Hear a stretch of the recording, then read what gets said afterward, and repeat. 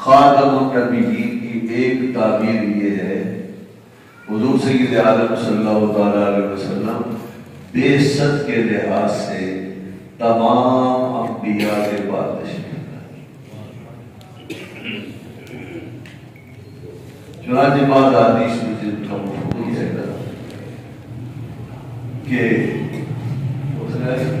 حضور سید عالم صلی اللہ علیہ وسلم نے ارشاد فرمایا،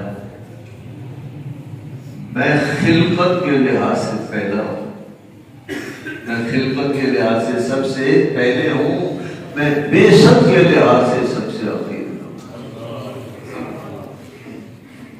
انا اول الانبیاء خلقا وآخرهم بعثا، اور کما قال رسول اللہ صلی اللہ علیہ وسلم، خلقت کے لحاظ سے میں تمام انبیاء میں پہلے ہوں۔ اللہ نے سب سے پہلے مجھے پیدا کیا، لیکن جب انبیاء علیہ السلام کی لائنیں لگی، قطاریں لگی، اور ہر نبی اللہ رب العزت کے طے شدہ وقت کے مطابق دنیا میں تشریف لایا، تو حضور فرماتے ہیں سب سے آخر میں بعثت میری ہوئی۔ تو خاتم النبیین کی کیا معنی ہے؟ حضور بعثت میں سب سے آخر ہے، بعثت میں سب سے آخر، اور جتنے انبیاء آپ سے پہلے ہیں وہ بعثت میں پہلے ہیں، اور آپ بعثت میں سب سے آخر میں۔ یہ کیا تعبیر ہے؟ ایک تعبیر۔ تو کیا تعبیر ہے خاتم النبیین کی؟ حضور سید عالم صلی اللہ علیہ وسلم بعثت کے لحاظ سے آخری نبی ہے، بعثت آپ کی سب سے آخری۔ ایک تو یہ تعبیر۔ دوسری تعبیر یہ ہے، خاتم النبیین کے معنی ہے حضور نبی پاک صلی اللہ علیہ وسلم کے بعد کوئی نبی نہیں بن سکتا۔ حضور نبی پاک صلی اللہ علیہ وسلم کی تشریف آوری کے بعد اور حضور کی بعثت کے بعد کسی کو نبوت مل نہیں سکتی، کسی کو نبوت دی نہیں جا سکتی۔ جن کو نبوت دی گئی وہ حضور سے پہلے گزر گئے۔ اب اگر وہ حضور کے زمانے میں آ جائیں، حضور سید عالم صلی اللہ علیہ وسلم کے زمانے کے بعد آ جائیں، آ سکتے ہیں، اس لیے کہ خاتم النبیین کے معنی یہ ہے حضور کے بعد کسی کو نبوت مل نہیں سکتی۔ یہ وہ ہستیاں ہیں جنہیں نبوت پہلے سے مل چکی ہے۔ سبحان۔ یہ جو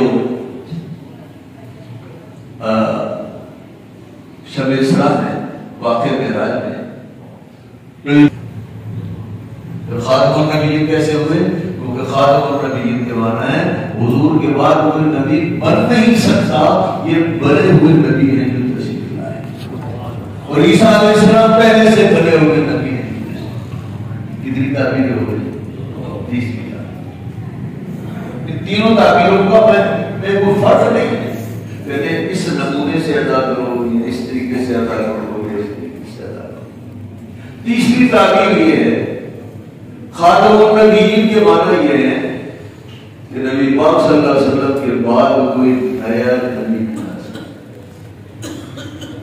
سید عالم صلی اللہ علیہ وسلم کے بعد نیا نبی نہیں آ سکتا، اور اگر نیا نہ ہو، پرانا ہو، وہ آ سکتا ہے۔ بتائیے خضر علیہ السلام یہی ہے کہ نہیں موجود؟